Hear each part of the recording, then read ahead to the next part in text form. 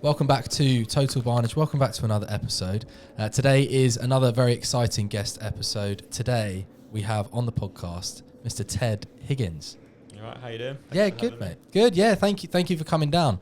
We recorded one yesterday with your twin, Jack, which will likely have gone out before this. Unfortunately, he's got his foot in the door, off the back of his diving salmon victory at the weekend. Yeah, it was a good result, wasn't it? It was good. Yeah. How was it for you watching on from the stands? Yeah, it was good. Obviously, he was in the pre-program, so obviously we were there for the whole event, but primarily Jack. Yeah. It was a. There was a world record as well at some point. But yeah, someone ran a quick mile, I heard. But, it was a really good day. It's such an impressive stadium, so I can imagine what the experience was like for him. Just watching it. We were very high up, so it was very unlikely that he heard us cheering, although we were all screaming.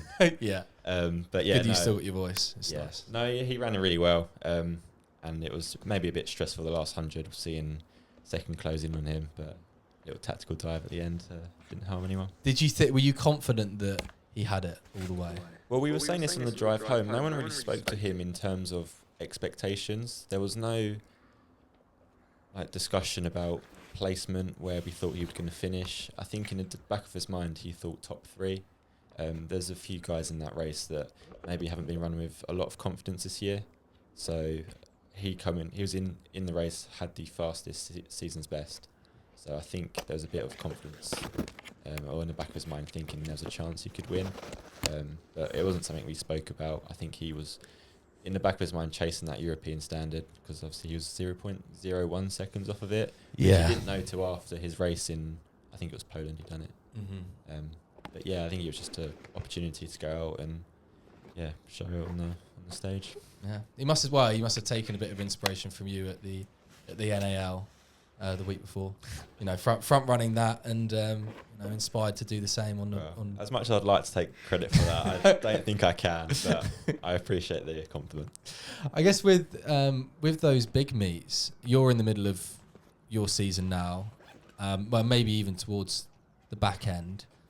But it's definitely, there are definitely races for you to maybe take inspiration. Do you see, watching athletics, watching your brother run, watching people from the club run, but watching other athletes compete, do you take any inspiration or tactics from them going forward? Yeah, I definitely think so. I think when you're running as a domestic club runner, you sort of can't help but compare yourself to other athletes, and then seeing people come through the ranks. Obviously at British champs, there's a few athletes that we had similar times on paper, and they've gone on to run quicker times. You can't help but wonder in that race, where would I fare? So you do take inspiration, and I think it's just learning to race your own race and see how people have different racing styles. People like to attack it from the gun and front run, others like to maybe wind it up. So there are different options when you're on that start line, and I guess different ways of approaching a race, definitely. Yeah, and I think on that point, we had a little chat before, and it's something that I'm really keen on knowing more about from both of you boys, is that race IQ, those tactics, and actually even saying take inspiration from other people, but also you yourself you get yourself in the right positions, you have what people call a very high race IQ. How have you developed that over the last few years? Is it something that's come naturally to you, or is it something that you've had to work on? I'd say maybe it does come a bit naturally. It's not something you specifically discussed with coaches in the past. I think it just comes down to experience, try and testing what works out for you. Typically, I don't think I can say many people like to front run, so it's always trying to be in a decent position within touching distance of the front without being like a sitting duck, I guess. And I guess over the years you sort of learn how to position yourself. If you're in a bad spot, how to get out of that and not panic. Obviously, gaps will appear in races, and although you're in high elite fields, sometimes the best thing to do is sort of be patient and then just trust the process that a gap will appear. And is it that simple going into every race to have a plan, or does it change depending on who you're competing against? As you're having some of these races like British champs, this year, coming fourth, like in the final in the 1500. You know, you're up against people that have won like medals on maybe even like a world stage, that have competed for Great Britain like multiple times before. Does any of that faze you? Does any of that go into your race prep, your tactics? Maybe not so much now. I think maybe if you asked me a few years ago when you're lining up against, like Olympians, world medalists, world finalists, you probably would be quite a daunting feeling lining up against people like that. I think now you come to just learn to race your own race. You don't know how everyone else is feeling on the day, so it's just a case of stick to your own game plan. And with regards to tactics, you can have a game plan in mind, but as soon as that gun goes, someone could get ahead of you. You know, your plan could go out the window. I've had it before where I just got out sleeping, find myself at the back, and then you've got to try and work your way through the field on the first lap to try and get back on track. So it does happen. Not every race is going to go to plan. It's just trying to roll with the punches and see where you end up. So it's more so about having that adaptability, like within the race.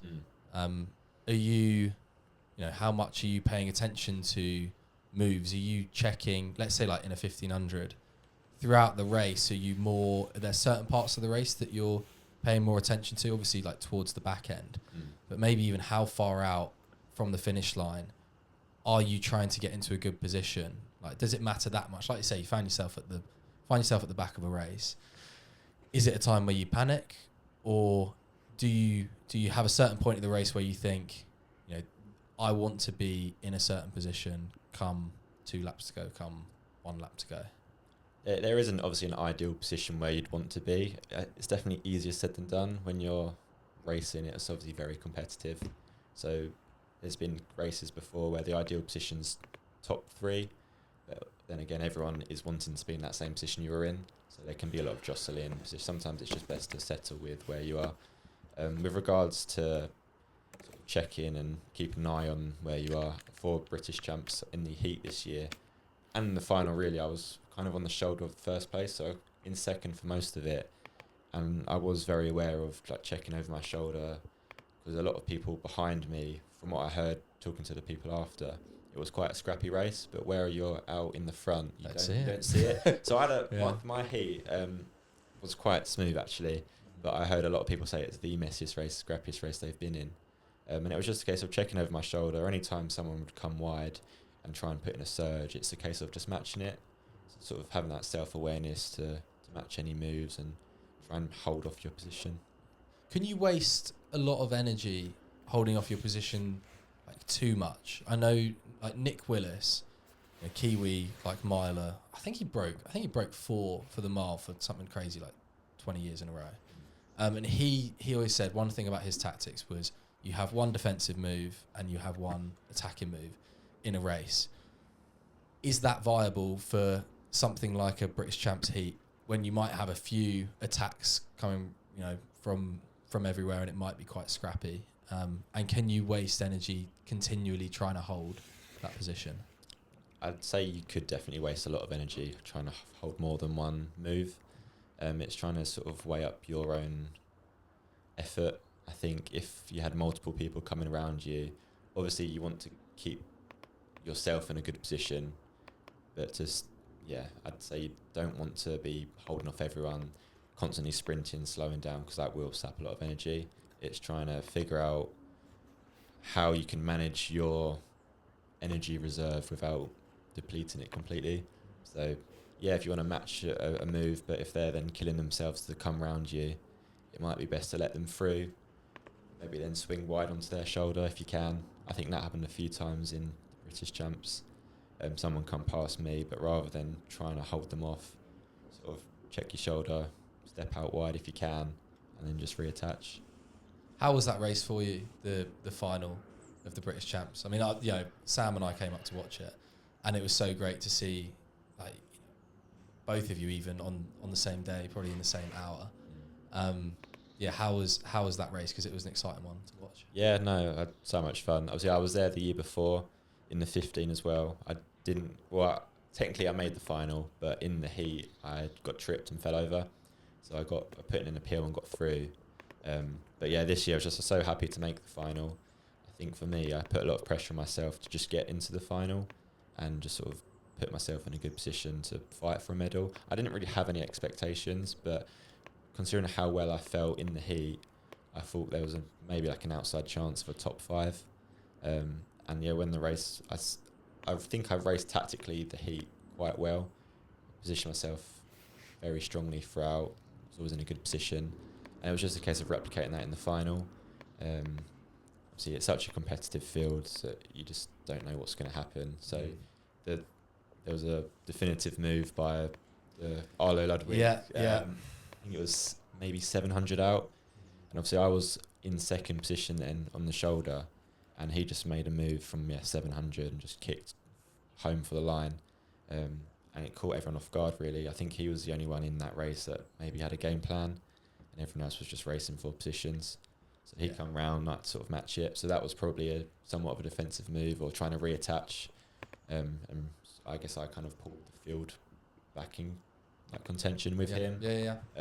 But yeah, I just didn't have enough on the last 200. But even to be amongst it and, fall for a British champs is... It's awesome. Mate, it's so good. It's so good. Like, it's something to really be celebrated, because, and especially in the way that you did it was from someone watching the race. Like, for me and Sam, like, we could both say that it was down to your legs, and it was down to, it wasn't a tactical error. It didn't seem like there's maybe anything. I'm sure you might be a little bit more, cynical or critical, of yourself, but it didn't seem like there was anything that you put a foot wrong. It was just that, Arlo's gone and run. For anyone that hasn't watched the race, I'm sure you can watch it back on YouTube or BBC iPlayer, but he's gone through, and you've probably gone through that final 800 in anywhere between, he was probably 149, 150.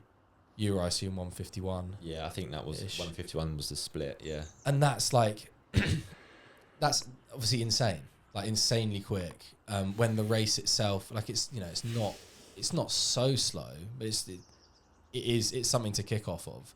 Do you know in the race, like when someone makes a move like that, when you're going into the last lap, do you ever have in your mind like, oh, okay, going through from 600 to the lap to go, projecting how quick your last 600 would be if you could stick with it? Or is it just as simple as the move's been made, you go with the move and ride it out? Yeah, I think in that instance, it was definitely a case of just matching the move. Obviously, in a championship race, times go out the window. There's no qualifying times. Once you're in that final, it's just down to pure racing.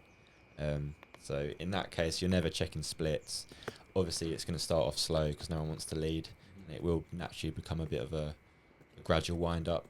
I wasn't expecting it to wind up as soon as that.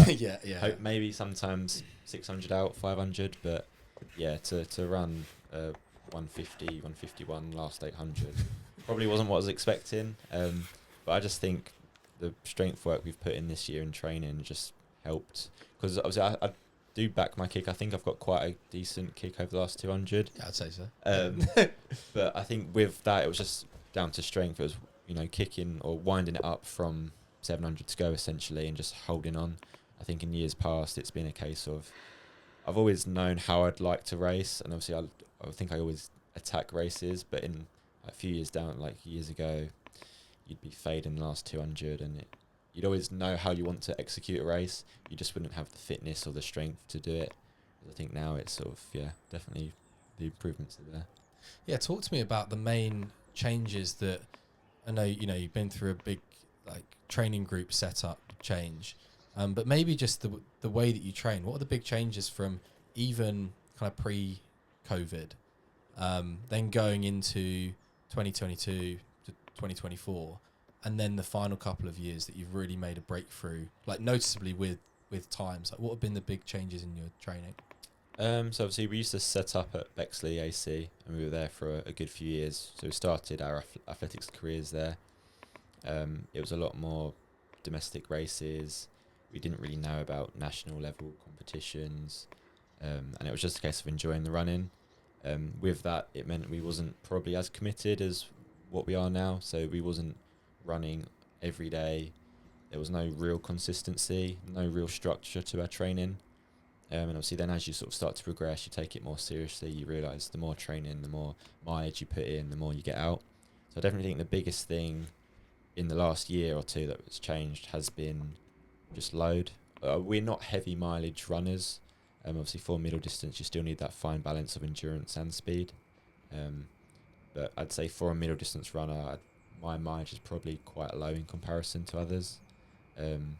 So I think but still an improvement from what we were doing. Yeah, I mean, you're, in the winter, like, correct me if I'm wrong, I think, you strung together some good, like, consistent 60-mile weeks. Yeah.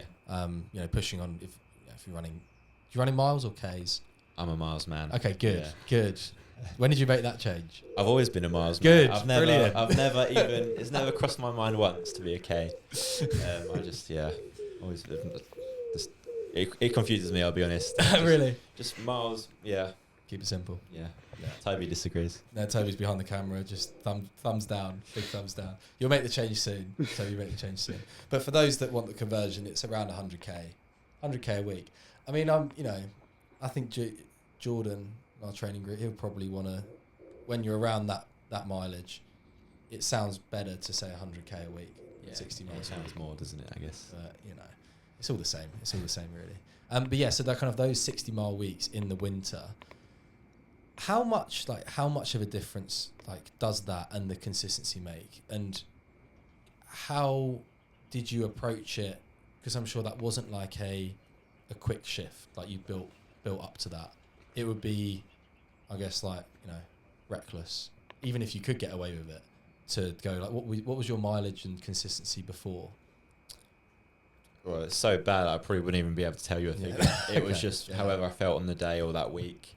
And it did fluctuate quite heavily. And it was only really, last season before, where we were consistently putting in 55, 60-mile weeks. Before then, it was just, you do your sessions, and then you get home the next day and decide, maybe I'll do 5 today. Really? There was no real plan. And obviously where you were racing quite a bit as well. Even now, it's hard to hit mileage. I mean, I'm not too set on mileage goals. Obviously, with race season, you're not likely to knock out 60-mile weeks. Obviously, you do taper for races, and if you've got back-to-back races, you do have to sacrifice a bit of mileage. But obviously, the fitness gets topped up with your sessions in between. Yeah. So how quickly, when you started stringing together that consistency, of course, I guess Jack had that season before you that he really kicked on. When did you start to notice, or when did it kind of become a big shift in priorities with the structure? When did you start to notice that big change? Because I'm sure it was obviously before, when you ran the times in the races. Yeah, so obviously I had a different setup with work. So I've both been full-time working. And obviously Jack I guess he had a breakout season when he won British Champs. Obviously when he beat Guy Learmonth. And I couldn't even go and watch that race. I had a night shift not a night shift. Oh yeah, no, I remember this. I was working retail, so I couldn't get the time off work. And I remember sitting in the staff room watching it when I probably wasn't on my lunch. Quick 5 minutes out the back to see if I can log on to the live stream. And obviously in the years previous, we were running similar times, obviously training all the time together. And obviously then I took a step back in terms of what I was doing training wise, just because I couldn't get to sessions. So I was, like you said, was probably a season or two behind.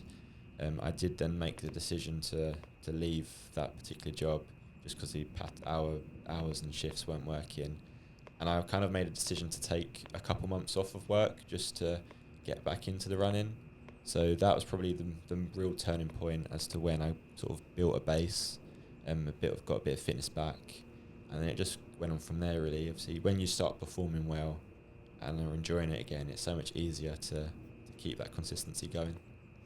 Yeah, I guess you get that, you get that positive feedback, and it kind of snowballs and you build a nice bit of momentum. Yeah. On the flip side, how do you push through times when you might not? Because you will, initially, you'll get that consistency will breed progress, and then that will build the momentum, and then you can keep feeding off that, or at least feed off your brother running well and saying okay, I can see that that's what's possible when you keep going. But how do you personally, like, if you hit a certain patch of when you might feel a little bit of a plateau, or the results might just not be the ones that you want, what keeps you going through? What do you kind of tell yourself through that? I think the main thing is just enjoying the sport that you do.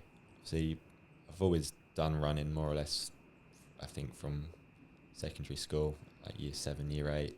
So I've always been a runner of sorts, whether it's to a competitive level or just for a bit of fun, but also kind of the social side. And obviously it's who you surround yourself with. I think we've got such a good setup where we are at Tunbridge, and in previous years with previous clubs, you know, having your teammates around you, even if you have a bad training session or a bad race, it's just never been an option to just bin off a training session. It's, you get back down there, you go again, try and sort of back to drawing board, as it were, and just sort of figure out what went wrong, how you can improve going forward. So it's never really been, I think everyone has bad races, everyone has little patches where things aren't going to plan, but it's how you overcome them really, and looking at how you can improve. Yeah, I think that support system, like, is down at Tunbridge, is like is so important, and yeah, definitely like a motivation to get down. Does it change at all? Like, you've been out on the European circuit this year. Do those, first of all, like, talk us through what those experiences are like, and then also how it shapes maybe your reaction or expectations to the races themselves. Yeah, I mean, it's definitely a really good experience. Probably the last year or two when we started competing internationally and abroad. So yeah, if you typically go up, fly out the day before a race, stay in the athlete's hotel, and the funny thing is you're at these nice venues, like, to list a few, I've been to Porto, Marseille, a few places like Luxembourg, Portugal, whatever. Yeah. And they're really nice places, but where you're very focused on your racing, you don't get to see the cities or towns that you're in, or if you do, it's a risk of then going into the race on tired legs. Yeah. I'm not having a day trip into the city. Unlike Jack. Doing 20,000 steps. He said he did that for one of his races. Did he? And he regretted it. Yeah, so that's it's the risk you take. So most of the time, as much as you're in a nice location, it's very boring just sitting in your hotel room, stretching, keeping the water going, keeping hydrated, and just wait until the race comes. And they're typically late races, so you race on the next day after the flight, come home the day after. So it's sort of a quick turnaround. But in terms of the experience, they're great, because obviously you're racing high level athletes pretty much all the time, and more often than not, they're going to be fast races where you can obviously chase PBs. Have you got any travel? I know it's Europe. Like, I know you're not flying. It's not like you're going over to Japan or you're going over to the States. Yeah. Have you got any travel hacks that have worked for you across the last few times going out? I think one that not really a hack, but where I'm obviously quite tall, I always pay that bit extra for an aisle seat.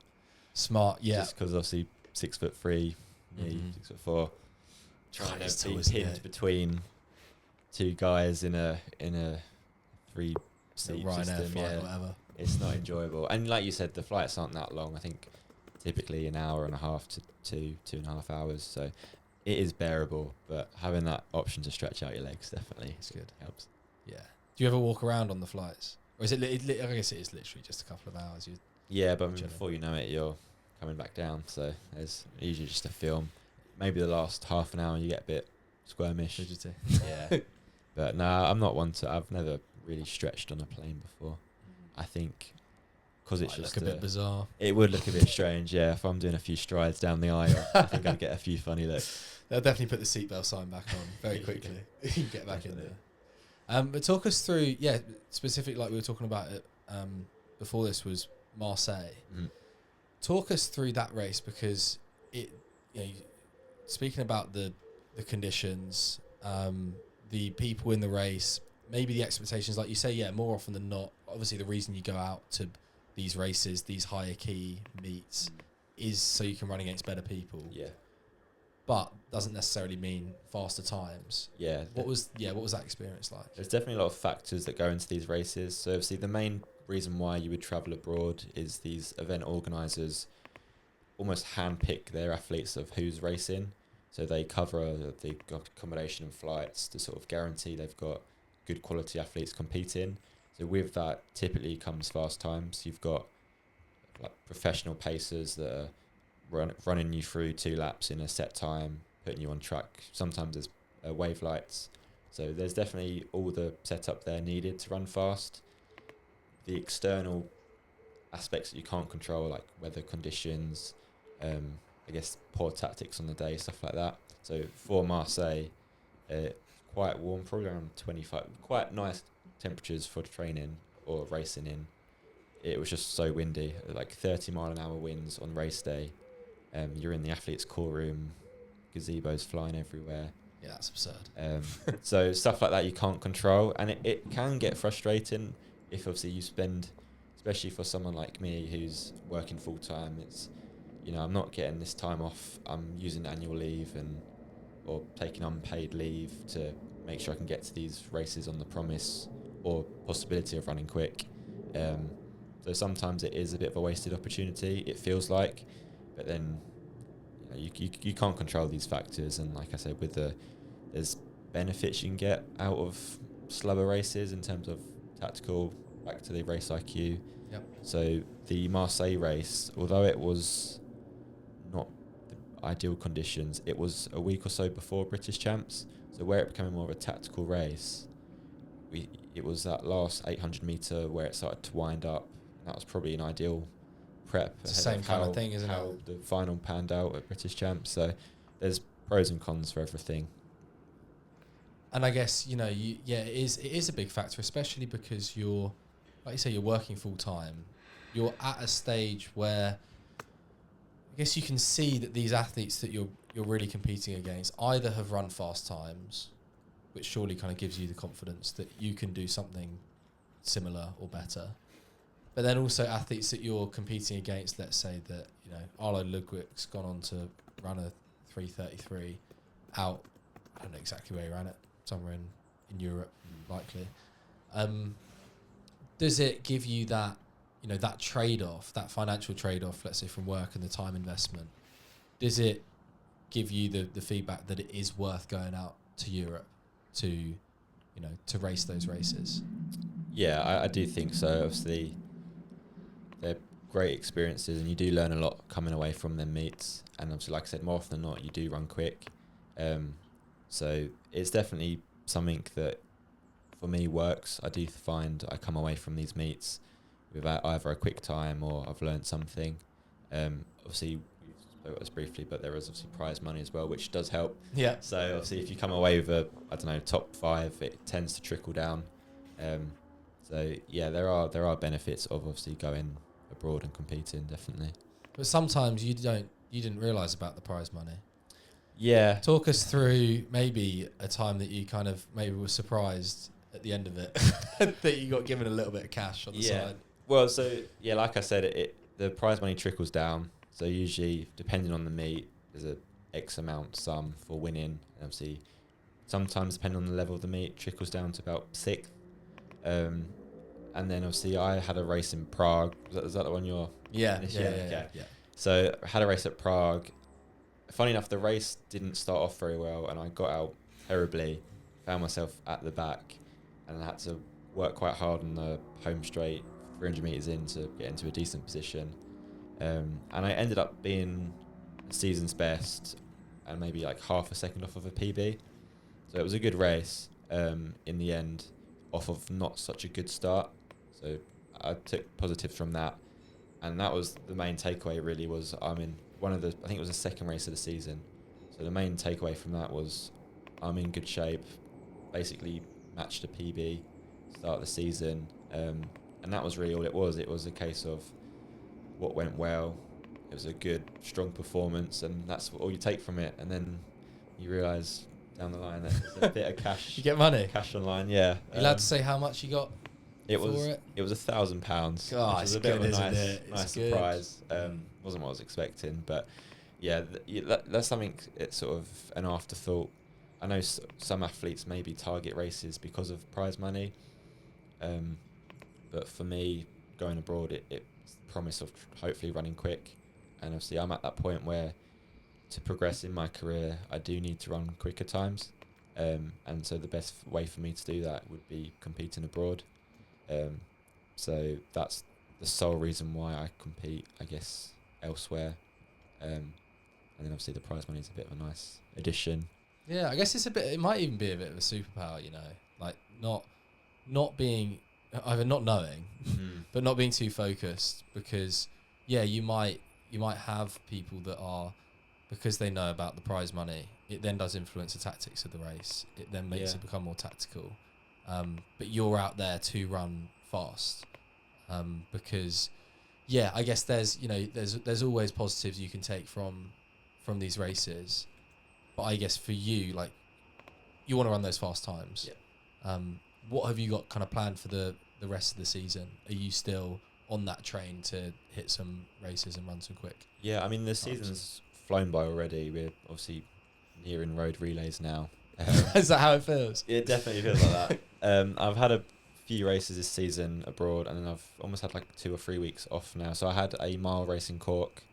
3:54. 3:54. Good race. It was a great race. Yeah, so happy with that.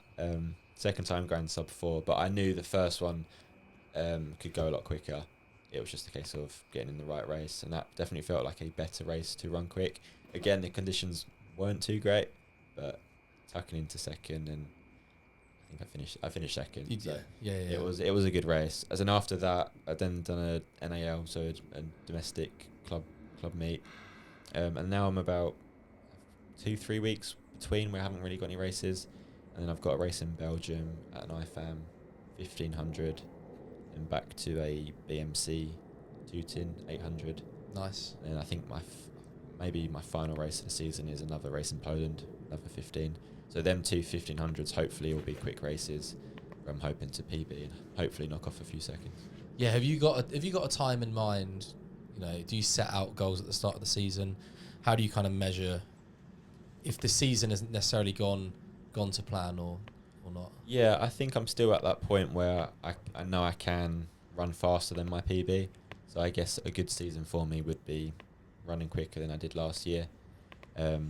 Is that 3:36, 3:35, or is it literally just I think anything quicker? I mean, I've stopped at 3:35. You can you keep going. If yeah, you like. well, hopefully, quicker. But yeah, no, I do think maybe around the 3:35, 34, maybe in an ideal race. But it's so hard to say at the moment. It does come down a lot to the races you're put in.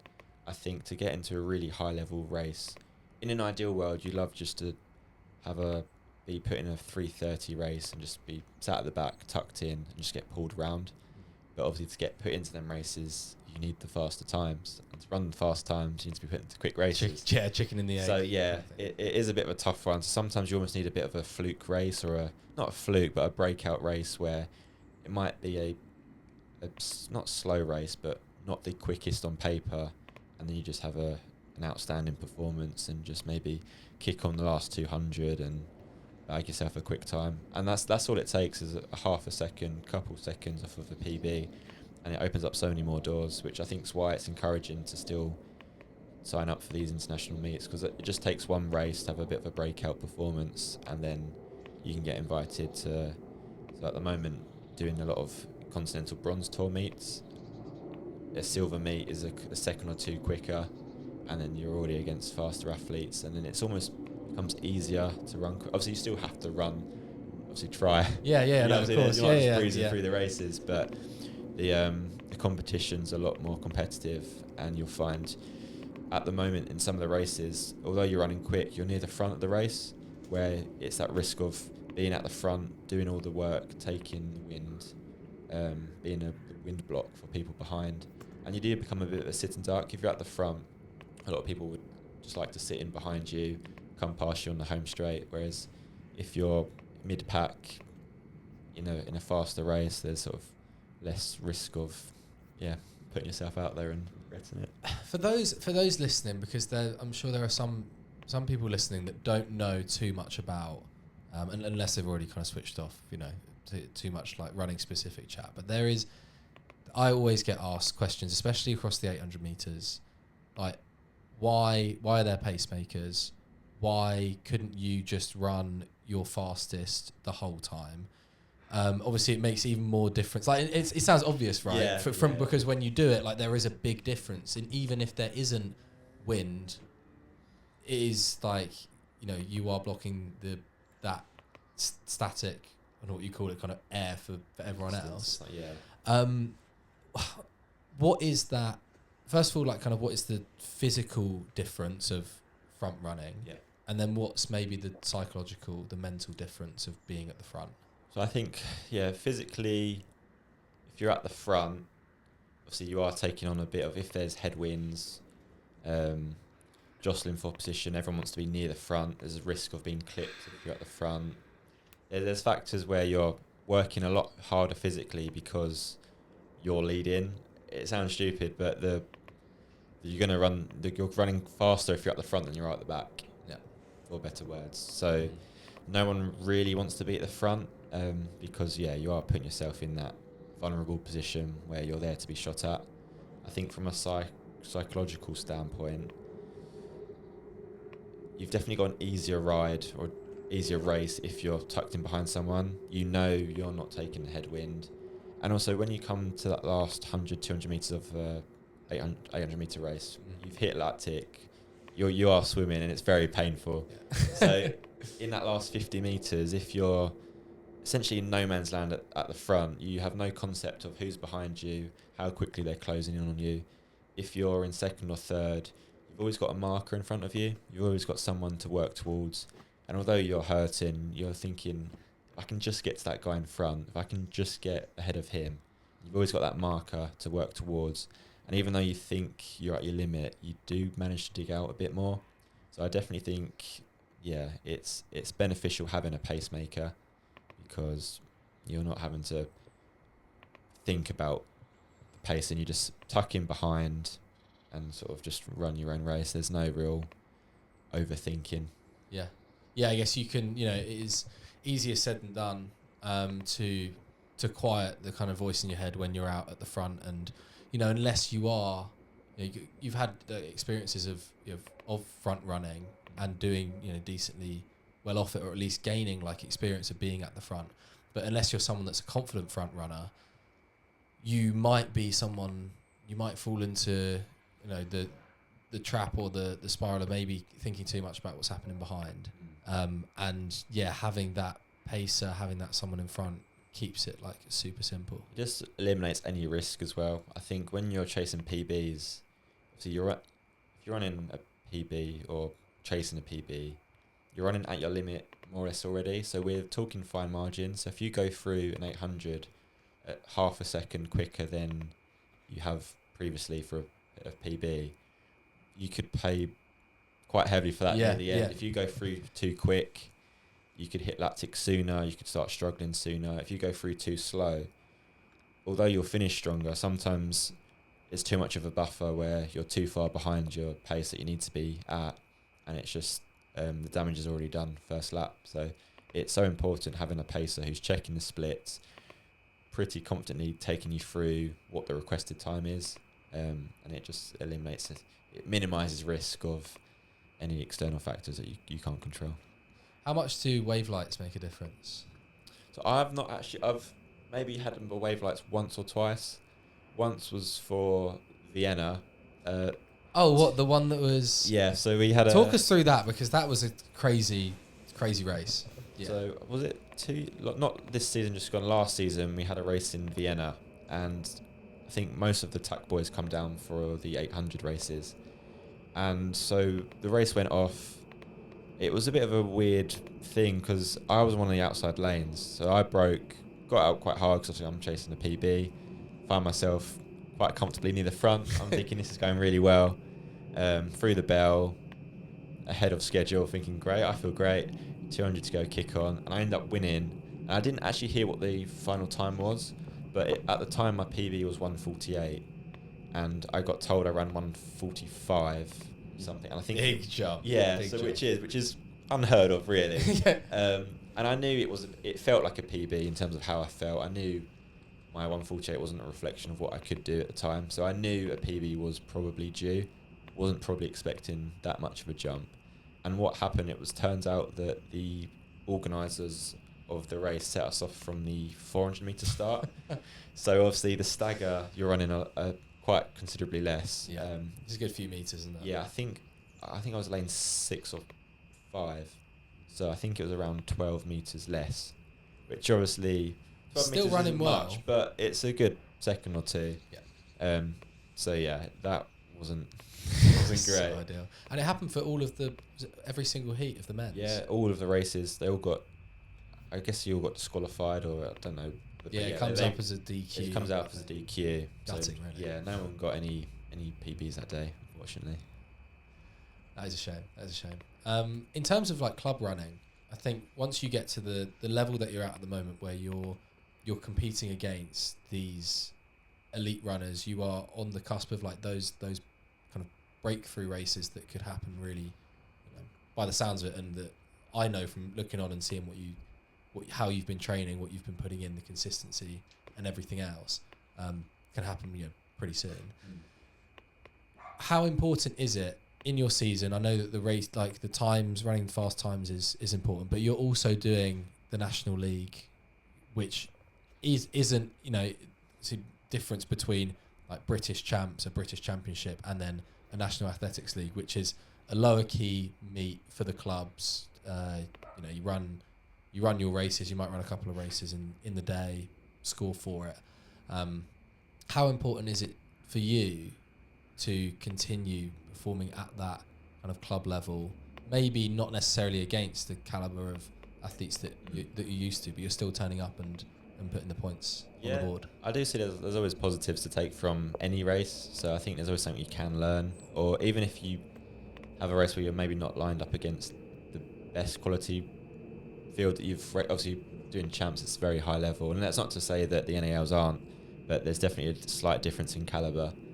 I think with them races, obviously everyone would love to race abroad every week if it was feasible, but time off work, I can't have back-to-back weeks off and have a month off work. It just wouldn't work. As much as They've probably got something to say about that. Yeah, I think I'd have a few meetings with the manager after that. Yeah, special treatment.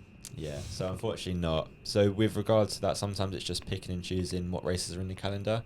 If I've not got a race for 2 weeks, but there's a National Athletics League meet, there's definitely benefits from that. Sometimes it's just a good hard run out. So rather than just an easy run or a long run on the Sunday or a Saturday, if there's a race that I can see getting some benefit from, it's worth doing. So I think after my Cork mile race, which was on the Wednesday, I didn't have anything lined up for a week or two. So the NAL was that Saturday. So I thought there's no harm in just having a good run out. So I'd done the 800, ran it, and got a second off of a PB, which is very positive. Which just shows I've got a bit of speed and strength. After doing a lot of 15 miles work, it's just nice to know sort of where you sort of lie in the other events as well. Yeah, is it quite nice to have that change of pace in terms of how serious or how zoomed in you need to be on races, to maybe take a step back and to have those races where you are competing? Obviously, you're competing to get the most out of yourself, and you've got aims for it, but competing for a club and maybe something that doesn't have as high a risk or a defined kind of measure of success, that finite measure. Yeah, I do think the NAL meets, for example, are just a good day out. Obviously, you're there with your mates and training partners, so in terms of like that aspect, it's just enjoyable to be out with your friends watching a good day of athletics. Really. Yeah. There's definitely less pressure on them meets because no one really expects fast times. There's like you said, we don't have wavelights. There's no pacers. The fields aren't as deep, so in that sense, it kind of eliminates any chances of running really quick. It gives you a bit more chance to experiment with tactics or how you want to race. So for my first, and I've done 2 this year, both 800s. The first one was a bit more of a tactical one, so I was quite happy just to sit in second, and then with 300 to go, just sort of kick on. Whereas on my most recent one, it was just a case of front running it. So there's definitely that chance of, or that opportunity to trial out different ways of attacking races. Yeah, and it's always funny to see Like it's so true. You use it as a bit of an experiment and something which might be different than just the training like environment, with the warm ups and practicing, going through the routines, and then also you can get you can always chance that someone's going to try and go with you, and then die a horrible death. Like I don't know what I'm not sure exactly the athlete that did commit in that race, but his last 150 is probably not as fun as yours. Yeah. So I went through. I mean, my pacing's terrible. Anyone that trains with me will know. Anytime Is I'm it not needing a rep, good? I have my bank it early phrase gets used quite a lot. I tend to Bank it early. tend to go through pretty quick and then jog over the line. But no, I knew I wanted to have a good go at the 800 at the NAL. So I knew I was hoping to go through in maybe 52, 53. Obviously, without checking splits, it's hard to guess. But I think I went through bang on 52 or 52 and a half or something. And yeah, had an athlete come with me, which was a bit of company, which I wasn't too sure how long they'd last. And obviously with 300 to go, they were still there, which was maybe a bit concerning. Yeah, did you ever get a little bit of a fright? Maybe a bit, but I think beforehand I knew that if I attacked the race, either one or two things would happen. Someone could go with me and hopefully not be able to hang on the last 100, 200. Yeah. Or no one would go with me and I'd have a nice gap from the start. Obviously the latter happened, but I was just, you just got to run your own race, and that's, obviously I went there to front run to try and see how fast I could go on my own. So yeah, you kind of have to not worry about anyone else, and then thankfully it worked out. Yeah, it did. It was good. I think you ran the same time that Sean Malloy ran as his best ever 800 time. Was it 1:48.24? I think I got low. It was low 1:48. It might have been 0.26 or something. Oh right, okay. There or thereabouts. There or thereabouts. I guess on a different topic, I asked Jack this, and he came with a kind of an obvious but a really kind of important answer. But what for you is maybe the most underrated trait as an athlete, or something that you've learnt in the last few years, something that you might not see as really important, but actually behind the scenes adds a lot to your progress? I think we've touched on race IQ, so that's definitely one. But I'd also say like confidence. I think when you're performing well and you're going into these races knowing you've put in the work, confidence takes you a long way. I think sometimes you can go into a race with a bit of wishful thinking, expecting or hoping to run a PB, but if you've put in the work and you've had some good sessions on that start line, the work's already been done. It's just a case of executing it. And I think this year I've had quite a good base where sometimes on the start line, I just almost know that I'm due a good race, if that makes sense. I think I've had some good sessions, or I've done a good few reps in training, and I just have a feeling that I'm in the shape to run a PB or run a certain time, or at champs compete amongst some of the best. And I just feel like that you're able to achieve what you want. So it comes really from the proof, from what you've put in, and acknowledging that as well. Yeah, I would say so. I guess that's a big thing. Like you not as much as, let's say, on the imposter syndrome side of things, but that is a real skill to acknowledge that you're in shape to run well, because it's sometimes not as simple as just the belief and the evidence like matching up. Is it something that you've ever had to kind of work on? Is that belief and that confidence, or is it just for you as simple as you put in the work and you know what you're capable of? I think I've probably always been quite a confident runner in this. Maybe sometimes that's not been a positive thing. I think sometimes there's been or a few instances where you attack a race or commit too soon, kick way too early, and you pay the price for it on the home straight. So I think there's times where... When were you... What comes to your mind? What race have you done that in? There was a Kent Champs. I think it was after lockdown. It must have been Medway or Gillingham. Medway Park. Yeah, and I think it was an 800, and me and Jack hadn't raced since lockdown. It might have been the first race back from lockdown or an early race in the season. And I think we both kicked from 300 out in an 800. And we were moving. And then come the home straight, obviously we were in the lead. And then I think we must have finished 4th and 5th. Oh, no way. Yeah. So in that case, it's sort of not a good thing, I guess, to be too confident or sort of know roughly where your limits are.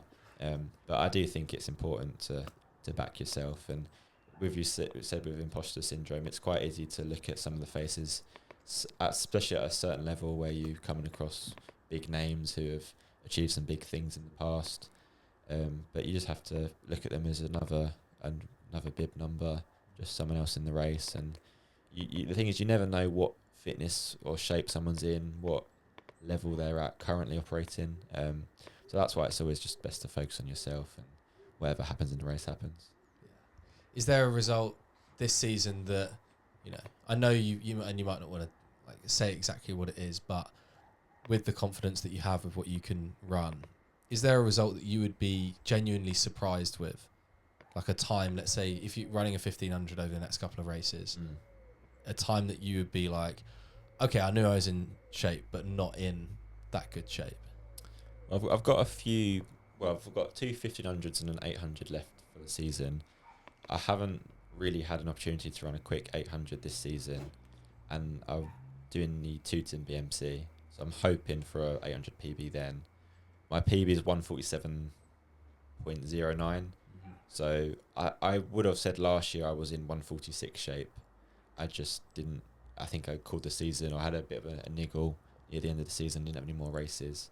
So maybe an 800 PB, maybe a low 146. If I could nip under into a 145, I think that would be quite impressive. And I don't think that's far out the realm of possibility. I think I've got more strength this season. We're still keeping up with speed work. But yeah, just that last 200 metres, I think a bit more strength from my mile and 15 times this year, where hopefully I'll be able to hold on. Yeah. Oh, mate, no, 100%. I mean, yeah, definitely. I definitely think you're capable of doing that. Even off the back of, you look at so many. You could bring so many factors in. You just look at the the consistency that you've had over the winter, just the range as well. I mean, to cut down to have the speed and to have the strength across like the 5K. Is that something that you ever see like going forward? How do you see your running career over the next few years? Do you have an idea of where you want to take it in terms of standard, and then where you want to take it in terms of like which distances you might touch upon more than others? Yeah, it's a tough one for me personally, because with regards to distance, I feel like I'm in that grey area of I don't really know what my best distance is yet.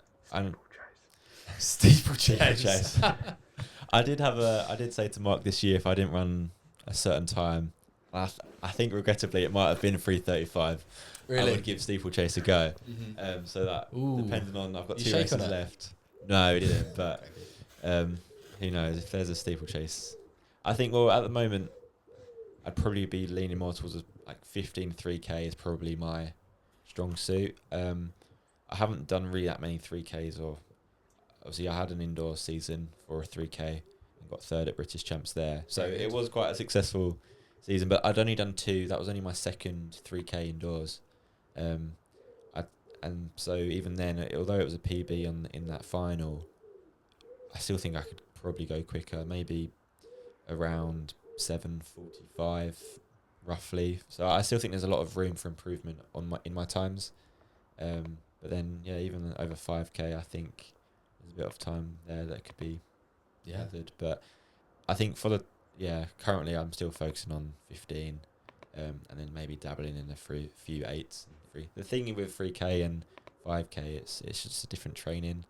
Like training at 15 800 stuff and then doing a few 3Ks can only get you so far. And currently I'm enjoying the 1500 running, and I still think the 8 and 15s work so well together in terms of training. You've got the speed from the 8 helps with your kick in the 15, the strength training in the 15 helps with the 800 stuff in that latter stages when you're sort of tying up. So at the moment, 8:15 is probably my sweet spot. No mention of the 400. 400, no, no. I mean, I've done a few. I've dropped a few 47s in relays. It's not bad. But that's off That's rolling good range. starts. Obviously, You got to take get a either while to get going. And out of the blocks or never set foot in a block before. No. I don't intend to anytime soon. All right, we're not gonna. We won't put any bets on that. If you did, switch to a longer distance, you mentioned that you're kind of a bit lower mileage. Obviously, 60 miles a week doesn't sound low, but in the sport compared to those that might be racking up even 80, 90, 100 plus, would you be able to run more mileage? Is that something that for you, is it the intensity that prevents you from kind of like kicking in? What was the decision? How did you fall on 60 miles a week as kind of the sweet spot for you? I think that was just sort of a realistic, achievable goal throughout the winter. So still working full time, especially in the winter when it's dark nights. Trying to go out for anything longer than 8-10 miles in a weekday, it gets quite difficult in terms of, especially where we live, there's not many routes that are lit up. Mm-hmm. Yeah. So going for a longer run, you're almost restricted in that area as well. I think 60 just seemed to be a comfortable amount so it was running every day, no real rest days unless I felt like one was needed. So just sort of a bit of consistency. And I wasn't over. You said no real rest days? No, so I don't really tend to have a rest day unless... Well, I do have rest days, but there's no set day. It's not like Thursday's a rest day. It will be how I feel. So I think last week didn't have a rest day, and then it might be like I had one today just because legs are a bit tired. So I'm not caught up on mileage too much. But like you said, if I was to sort of target some longer distances, I think you would have to increase that gradually, whether that's an extra 2 or 3 miles a day, which all does add up. But like you said, 60 to a non-runner sounds like quite a lot of mileage throughout the week, but in the grand scheme of things, like you said, people are pushing 190 miles, 100 miles or 90 miles, not 190 miles. Oh, I mean, I guess some people, you see things on Instagram, you see things on YouTube of people doing silly mileage. Yeah. And again, taking into consideration, like, you are working full time, you're not yet someone who can dedicate all their time to recovery. Yeah. Have you got any strategies for yourself? I know you mentioned it seems like you're quite adaptable with rest days and training schedules, and not maybe locking in exactly what kind of mileage you want per week. Have you got any strategies to enable you to recover, training at high intensity, also working full time? So we've got some recovery or inflatable boots at home, which are quite a good thing. We do have quite a good physio who comes around quite regularly as well. So typically before a race, if it's a race week, a few days out or a week before, or if we've got any niggles, we'll call him up, get a bit of a sports massage, and we have an osteopath that we go to as well. So we are covered in terms of any possible injuries, to risk any chances of anything becoming serious, or even just to sort of, like you said, boost recovery. I think a general massage quite frequently helps eradicate any risk of something becoming a possibility of being injured. Yeah. I guess it gives you that awareness, doesn't it? Like, if there is anything that you could be, carrying, it gives you, even just a conversation, it gives you just a bit of an MOT, a look over anything that's specifically something that could be flagged up. Yeah, also a bit of peace of mind. If you go into a race knowing you've been seen, even if you didn't have anything overly worrying or anything you were concerned about, having a bit of a general sports massage, I guess, it gives you a bit of peace of mind. If there was a bit of tightness that maybe you weren't privy to, they're there to sort of locate it, get rid of it, loosen any knots, and sort of send you on your way. Yeah, nice. That's good. And who's that covered by? Do you pay for that? Yeah, we just pay for it. But we've got someone that we've had for a good few years now. So we just have them on speed dial, and then obviously they work at a clinic and then do a bit of freelancing on the side. So they come to us as opposed to us going anywhere. Result. yeah, so it's not too bad. It's quite a good setup.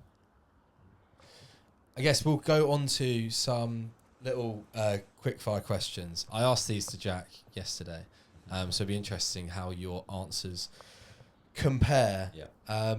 First of all, socks or no socks with spikes? I'm a avid sock runner. Yeah. Do you have a preference of sock height? Like standard crew neck socks. There you go. Yeah. Nice. The crews. Yeah. Yeah. Spot on. What do you think of people that don't wear socks? I mean, I'm not one to. You're too police kind. it. Mate. You're too kind. It annoys when people get so caught up in it. Like, just you either do or you don't. I can't see there being an issue either way. Fair enough. Maybe for steeplechase, I'd say no socks. I can see how that would annoy someone running with wet squelching socks. Yeah. But other than that, I think I've had a session once where I've not worn them. Not out of choice. I left them at home. Yeah. But I gave it a go. Tried and For didn't me. fancy it. Yeah. Shades or no shades? Recently, I've had a few races wearing sunglasses. I typically wouldn't, but I think where it's quite sunny at the moment, I've been partial to a Makes shade. logical sense. Yeah. 400 meter speed or 1500 meter strength for the 800, or I guess I would probably adapt this for you being 800 meter speed or 3k 5k strength for the 1500. I'd have to say 800 speed. I think some of the races we've done recently, in the last 50 meters, it's sort of proven beneficial having that last extra bit of speed. Nice. And then have you got an icon, an athlete that you look up to, someone that's inspired you over the years? Not particularly. No, that's such a terrible. Maybe I guess in You some don't have ways to. in some ways it probably would be my brother, just because I think it was a sort of kick in the backside to sort of get going again and get back into the running. I think when he won British Champs, it was quite inspiring knowing that it's obviously something that is achievable, and obviously being a training partner for over the years, it sort of gives you that insight as to why not me, something I could chase. That's nice. I think it's probably you get this all the time. How much does being a twin impact how you view, what Jack does in terms of what you could possibly do? There is definitely that comparison. Obviously, we do train at the same club. We more or less do the same mileage. So, and the sessions, we're pretty much there or thereabouts together for every rep. So, in some ways, you're doing the exact work that he is. So, when he's running a certain time or getting into like European races or qualifying for these races, it does make you think, oh, it's definitely possible. So it does help having that someone that you can work towards, and just from a training standpoint, pushing each other. It's always good to have someone on that same level and wavelength. For sure. And then your best advice for a younger athlete or someone who is kind of getting into the sport of running? I'd say just enjoy it whilst you're. There's no point, people don't peak or get into their best running until like their later years. You've seen it with Mark English, who's how old is he? Mark English, yeah. So I mean, 33. I'm 34? not saying you have to wait till you're that old or aged to see results. He's a silver fox. He ran that 142. He did, yeah. The weekend. But yeah, just enjoy your running. Don't get caught up on times at a young age. I think you see some people that see people like they have idols and try and copy their training plans, and obviously they're professionals with a different setup. They've got all the resources to hand. All you need is a pair of shoes to go out for a run. If you get too caught up on mileage early on, you've got more risks of injury. I think just enjoying your running and not putting any pressure on results. See, they'll come down the line. But I think as long as you're enjoying what you're doing, there's no reason why you can't go on to big and better things. Nice. Awesome. Well, Ted, thank you very much for coming on. Thanks for having me. Appreciate your time. Yeah, thank you. And best of luck, obviously, for the rest of the season. Hope you see that breakthrough sooner rather than later. Hopefully. Thank you. Nice one. Cheers, mate. Cheers.